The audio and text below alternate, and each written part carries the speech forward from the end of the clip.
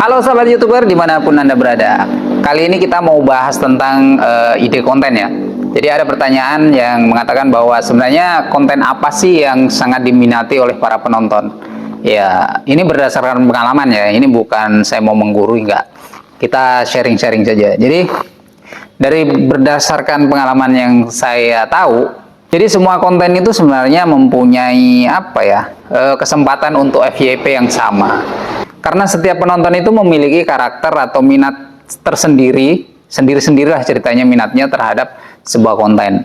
Tapi secara umum saya melihat bahwa konten hiburan itu menempati paling atas. Jadi konten hiburan itu peminatnya sangat banyak dan kesempatan untuk FYP itu sangat besar. Jadi untuk kalian yang punya hobi di bidang hiburan, misalnya cover lagu, ya tentang musik, tentang video lucu, pelawak dan sebagainya, itu bisa Anda buat video atau konten seperti itu.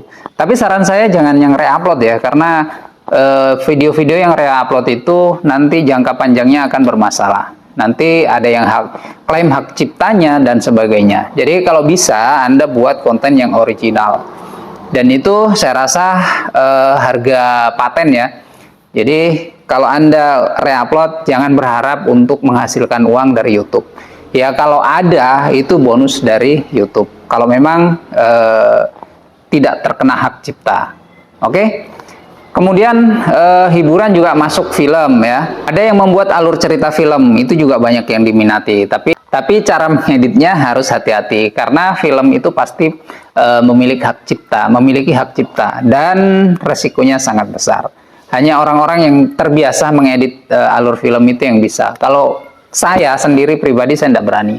Karena rugi-rugi saya membuat sesuatu video yang membutuhkan effort yang sangat luar biasa. Toh ketika saya upload itu akan terdeteksi sebagai pelanggaran. Itu membuat saya rugi besar lah ceritanya. Karena ya kita sebagai konten kreator itu harus memikirkan jangka panjang, bukan hanya sekarang. Mungkin saya mikir sekarang viral nih ceritanya. Kalau viral ini hari, belum tentu masa depan channel itu akan bagus. Kalau video kita tidak original.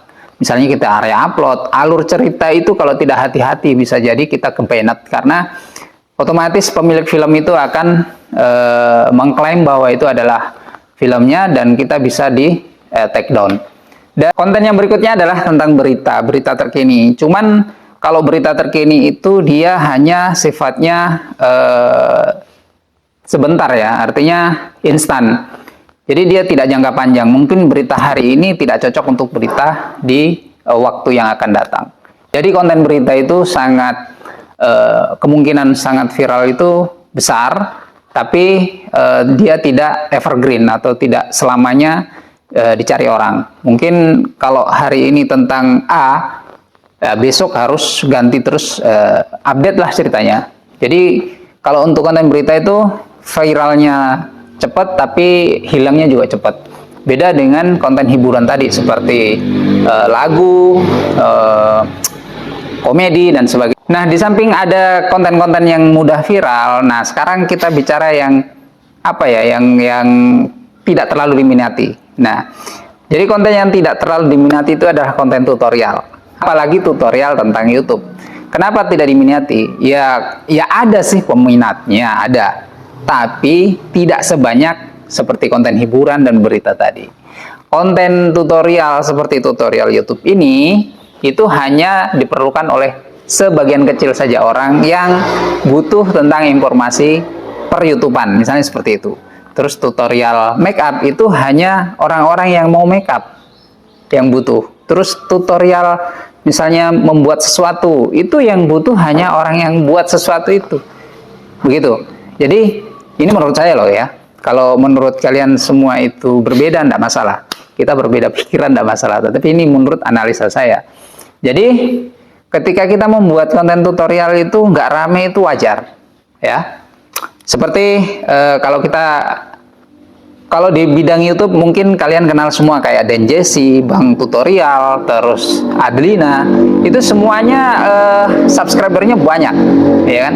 Subscribernya banyak, tapi penontonnya hanya sekitar 30%. Atau penontonnya per bulan itu dari satu video yang dia upload yang baru dia upload itu per bulannya nggak sampai 20% dari subscribernya. Dan itu ya wajar karena konten tutorial itu memang seperti itu. Ketika misalnya saya baru di dunia YouTube, saya pasti mencari konten tutorial. Sebenarnya seperti Den Jesse misalnya. Jadi ketika saya nonton Den Jesse dan saya sudah paham dengan videonya, otomatis saya sudah tidak ke situ lagi kan. Saya sudah aplikasikan apa yang disampaikan oleh Den Jesse langsung ke misalnya membuat konten seperti ini. Jadi saya sudah nggak ke sana lagi. Misalnya video Den Jesse yang terbaru mungkin saya sudah nggak lihat, ya kan? Mungkin saya hanya butuh beberapa video tentang pembuatan thumbnail misalnya. Saya butuh informasi tentang cara mencari judul, misalnya seperti itu. Jadi intinya konten tutorial itu jangan terlalu berharap untuk viral seperti konten-konten hiburan atau konten berita. Ya, resikonya seperti itu. Hanya dibutuhkan saat-saat mereka membutuhkan sesuatu dari tutorial kita. Oke? Jadi kalau untuk kalian punya hobi traveling, itu sangat bagus. Itu penontonnya sampai penjuru dunia. Terus konten hiburan, menyanyi, terus komedi itu itu penontonnya bisa sampai luar negeri dan jaringannya luas. Kalau Anda punya kemampuan membuat video di bidang hiburan, itu luar biasa. Saya juga dulu pernah mencoba untuk di konten hiburan, di komedi, tapi gagal karena idenya habis di tengah jalan. Jadi ketika Anda ingin membuat sebuah konten, pikirkan dari awal kontennya jenisnya apa, hiburan kah, berita kah, dan sebagainya, sesuai dengan kemampuan Anda. Kita yang di luar daripada Anda itu tidak bisa memberikan apapun, hanya memberikan motivasi saja. Ketika Anda punya hobi ini, ketika Anda punya kemampuan membuat konten seperti ini, kembangkan saja sesuai dengan kemampuan Anda. Oke? Saya rasa hanya itu, mudah-mudahan ini bisa bermanfaat. Mudah-mudahan channelnya bisa berkembang semua ya. Sampai di sini video kali ini. Sampai jumpa di video mendatang.